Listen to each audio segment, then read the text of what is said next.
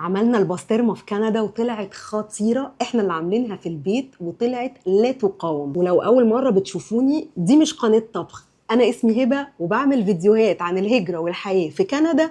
ومن ضمن المواضيع اللي اتطلبت مني من المصريين اللي عايشين في كندا او بره مصر عموما، احنا نفسنا قوي في البسطرمه ومش بنلاقيها بسهوله. وبما ان جوزي على طول بيعمل لنا البسطرمه في البيت وبتطلع تحفه، فقررت اعمل لكم الفيديو ده علشان انتوا كمان البسطرمه ما توحشكوش. اللون التحفه ده انا متاكده انكم شميتوا ريحتها في الفيديو. هوريكم النهارده في الفيديو كل الخطوات علشان البسطرمه تطلع معاكم كده، وكمان هوريكم اسهل طريقه في الدنيا علشان تلفوا الخلطه حوالين البسطرمه. اول حاجه عملتها اني جبت اللحمه دي اي اوف راوند، اللي هو العرق بتاع اللحمه البارده او التريبيانكو، ودي وزنها تقريبا كيلو ونص.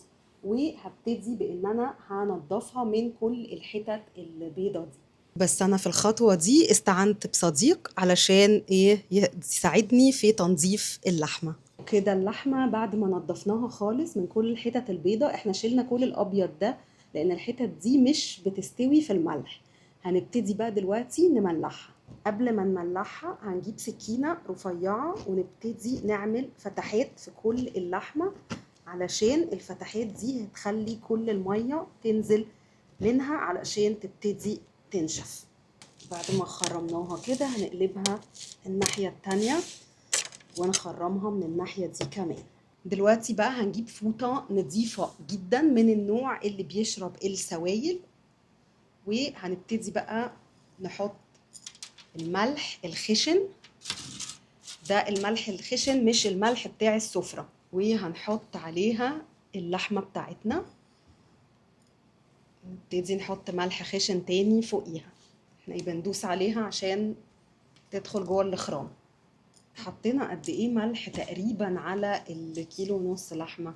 تقريبا نص كيلو كده. دي اللحمة بعد ما حطينا عليها خدت تقريبا نص كيلو ملح خشن، وهنلفها كويس قوي بالفوطة. بعدين عندنا فوطة تانية، فاحنا لفينا الاول في الفوطة وبعدين في الفوطة التانية. ننقلها بقى بعد كده، نقلناها على حاجة شبك علشان بعد كده لما نرجعها الصينية يكون في ارتفاع بين الشبكة وبين الصينية دي اللي هي هتصفي فيها كل مية اللحمة. بعد لما حطينا اللحمة على الشبكة، عايزة أتقلها بحاجة وزنها من 4 ل5 كيلو وتكون دايسة على اللحمة كلها.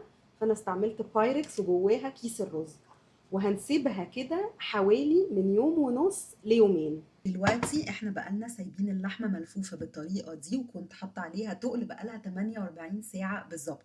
طبعا حاسة اللحمة نشفت، وهوريكم كل المية اللي نزلت في الصينية. بصوا كل المية نزلت.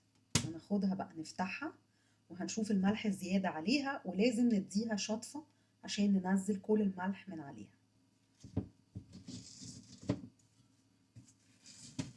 بصوا الملح نشف اللحمة ازاي، بقت ناشفة خالص.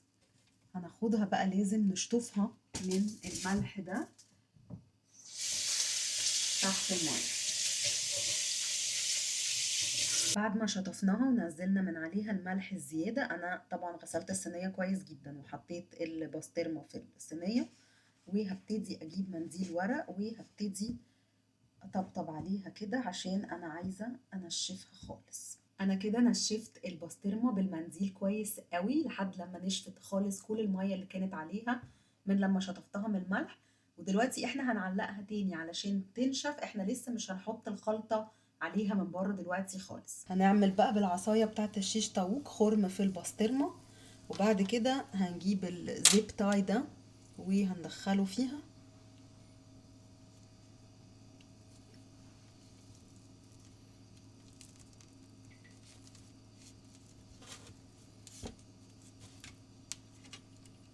وهنقفله.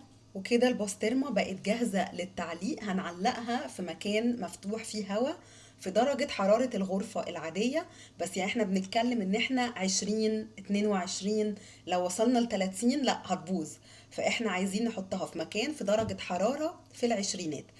هنعلقها بالطريقة دي من غير أي خلطة تكمل تنشف أكتر، هنعلقها يومين كمان. فأشوفكم بعد 48 ساعة. دلوقتي ده شكل البسطرمة بعد بقى ما علقناها يومين. احنا الأول لفيناها في الفوطة يومين وبعدين علقناها يومين عشان تنشف. بصوا هي اغمقت، الحاجات البيضة اللي فيها دي ده من أثر الملح، وهي اغمقت زي ما انتوا شايفين ونشفت خالص. تعالوا بقى دلوقتي اوريكم هنعمل ازاي الخلطة اللي هنغلف بيها البسطرمة. عشان نعمل الخلطة اللي هندهن بيها البسطرمة أنا استعملت واحدة فلفلية رومي خضراء وواحدة حمراء، معلقة كبيرة بابريكا ومعلقة كبيرة سموك بابريكا أو بابريكا مدخنة، معلقتين كبار كزبرة، وبعد كده عندي استعملت معاهم 150 ل 170 جرام من الثوم و150 ل 170 جرام من الحلبة المطحونة. انا دايما بجيب التوابل هنا في كندا من بالك بارن، بس بالك بارن كان عنده الحلبة مش مطحونة، فجبت الحلبة المطحونة من ادونيس، وحلبة يعني فانوجريك. نجيب بقى الفود بروسيسور وهنبتدي نحط فيه الحاجات دي ما عدا الحلبة، وهقول لكم واحنا بنعمل الخلطة هنستعمل الحلبة ازاي. كده انا حطيت الفلفل والثوم والبابريكا والكزبرة وهبتدي اضرب. ده كده لون الخليط بعد ما ضربته. انا لسه ما حطيتش الحلبة، الحلبة هي اللي هتمسك العجينة مع بعض، تبقى عاملة زي الأسمنت كده اللي بيمسك الحاجة. فأنا الأول خليت الحاجات دي تتخلط مع بعض كويس قوي. دلوقتي هبتدي أزود الحلبة، هحط الأول نص كمية الحلبة وابتدي أضرب، وبعد كده هزودهم معلقة معلقة لحد ما أوصل للقوام المطلوب. إيه هو القوام المطلوب؟ ما تبقاش الخليط ده، العجينة دي ما تبقاش ولا طرية قوي تقع من على البسطرمة، ولا كمان تبقى جامدة قوي إن هي ما تتلفش حواليها وتمسك فيها. وده اهو شكلها بعد ما اتعجنت وبعد ما زودت عليها الحلبة. بصوا الحلبة نشفتها ازاي، خليتها بقت عاملة زي العجينة كده الطرية اللي هي ممكن تتشكل. دلوقتي بقى هندهن البسطرمة بالعجينة دي. بصوا دي بقى طريقة دهن البسطرمة بالخلطة دي، شريف بقى هو اللي اخترعها. احنا بنفرد على الرخامة بتاعة المطبخ الكلينج فيلم او البلاستيك راب، وهنحط عليه العجينة وهنحط عليها البسطرمة ونلفها. هوريكم بقى. بنفرد العجينة على الكلينج فيلم على الرخامة.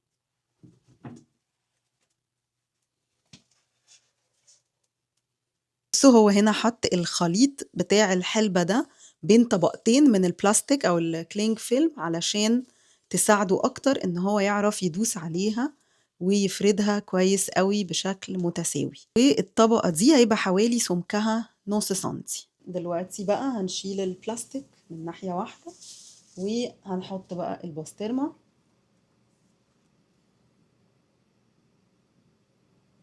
وهنبتدي بصوا نلف عليها البلاستيك علشان الخليط يتلف حواليها.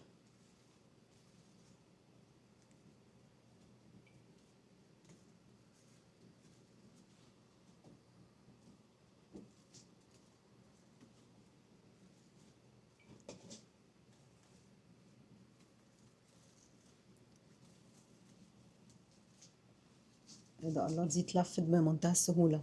ناخد براءة اختراع للنقطة دي. براءة اختراع يا جماعة لطريقة لف الخليط على البسطرمة لشريف حبيب الملايين.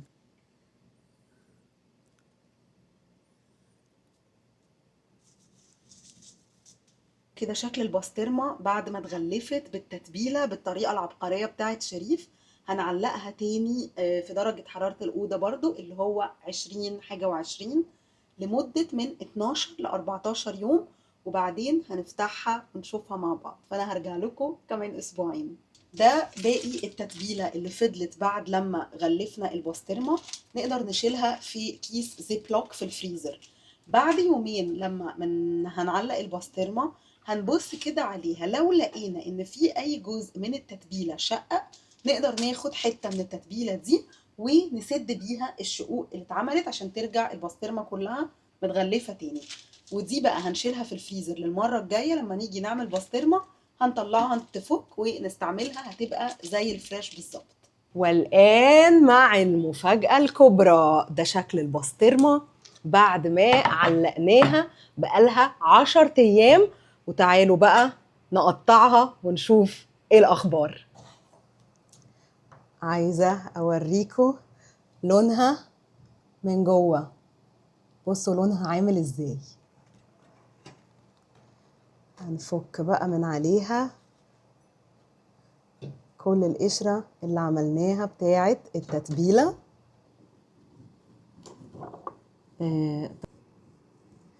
ونقطعها بقى ترانشات رفيعه جدا على قد ما نقدر. طبعا لو حد عنده المكنه اللي بتقطع الحاجات دي هتطلعها اكيد ارفع، بس ممكن بالسكينه ونقطعها رفيع على قد ما نقدر. وبصوا يا جماعه لونها. فطارنا النهارده بيض بالبسطرمه. ولو انتوا عايشين بره مصر اكتبوا لي في الكومنتس ايه الاكلات التانية اللي بتوحشكوا بره مصر ونفسكم ان انتوا تعملوها في البيت.